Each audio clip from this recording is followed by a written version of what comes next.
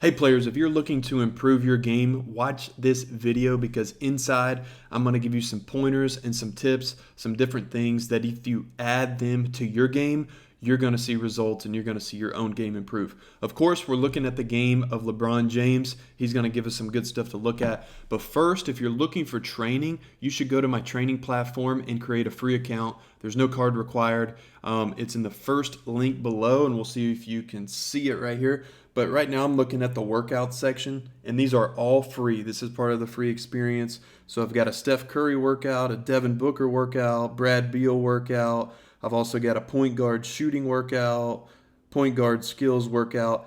I think there's like 18 to 20 different workouts on the platform right now that's free. So go to that first link below, make a free account, and you can get all those. But let's go ahead and get started with this film study of LeBron James. All right, to give you the format of my videos, you see this blue box over here. Those are going to be the main themes that we're looking at for the video. So we're going to talk about reacting to defenses, how he's always under control, some unorthodox finishing stuff, and then IQ and awareness. And then this part right here, the lesson, these are, for each clip, I want you players to be able to just take one thing away from each clip, add it to your game, and then you'll improve. Because to improve, you don't have to do 1,000 things. Just pick up one or two things here and there. So on this right here, it's just a side ball screen. And great players make things look really simple, but very few players are able to do something like this. It's actually a handoff. But what he does coming off of this ball screen, first he's patient and he waits for that screen to be set. But he takes that first dribble as if he's going to attack or drive very aggressively into the paint. Watch. Takes that first dribble pretty hard. But what he's able to do, and this is the point down here, he's able to make the right read and adjust. So he comes off of this ball screen. Look where Jay Crowder is playing defense. Jay Crowder is still into the paint. And after LeBron makes that read, watch his footwork. He resets his feet. So he goes from this kind of a driving type of body position, sees the defense's back, gets both feet under him, and look how perfectly balanced he is. Most players, if they are doing this type of play right here, they're going to end up shooting a fadeaway or leaning to the side or just off balance some way or another. But if you're a great shooter, you're able to get balanced quickly and then be able to go straight up and down.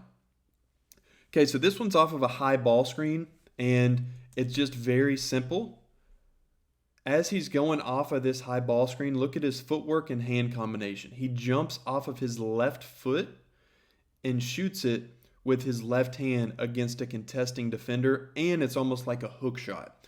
The number of players who can make this type of finish against such a defender who's 6'10", 6'11", is very, very small. But most of you won't be playing against 6'11" or 7-foot rim protectors. If you are, you still need this skill. But players of all levels, you need to be able to finish off any combination of foot or hand. So it could be left foot, right hand, left foot, left hand, so on and so forth. And if you're looking for like some advanced finishing and you want to learn how to improve your finishing and become a great finisher, on my Elite Experience, which is on my training platform, is the paid version. I've got over 48 advanced finishing moves, and what I do, like you can see in this video right here, I break it down and I talk about where to put your feet, where to put your eyes, how to use your body, how to use your shoulder, all that sort of stuff. So that's for you there if you'd like to look at that. Now, another ball screen situation here with LeBron. He waits for that screen to be set, and then he determines when he is going to attack. The best players, if you watch the best players, like if you compared the best NBA player or a really good college player or a really good high school player, and you watched a player who's average or bad, one of the things that you're going to see is that bad players are always frantic, they're always out of control, and they're always off balance. They aren't under control. But the great players, what they're able to do is they're able to play in space. They're able to dictate the defenses, like what the defense is doing. So here's another way to look at it. If the defender right here really got up on LeBron, LeBron is so talented, skilled, on balance, and under control that he's going to beat that defender. So the defender has to keep that space away from LeBron. And then from the offensive perspective, if you have space from your defender and they're afraid to pressure you, it's going to give you better vision. It's going to help you react to the defense better. It's going to help you make reads better. It's going to help you be patient for screens, all that sort of stuff. So the lesson for this clip right here is you can't react to defenses if you aren't in space and under control. And then the reaction in this clip is just the late angle screen or just the screen itself.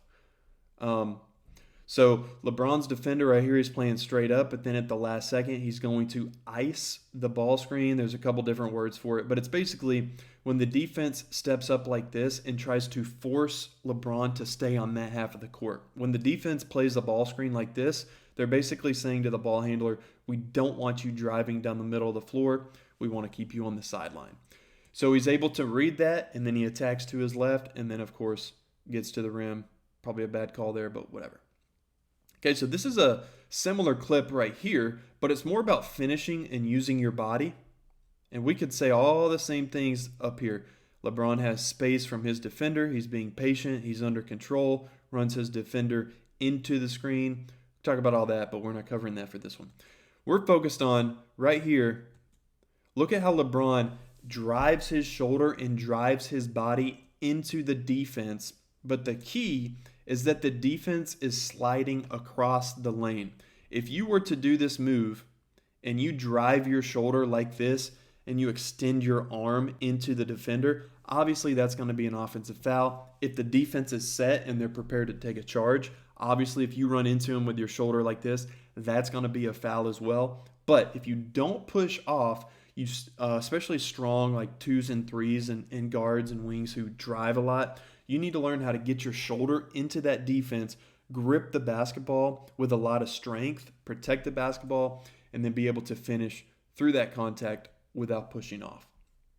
Now, players, I know you all want to score more points a game, so here's kind of a way you can think about scoring more points per game. Think about, okay, what if I could just make 4 free throws a game? Okay, let's say I got fouled once in the first quarter, once in the third quarter, and then once in the fourth quarter.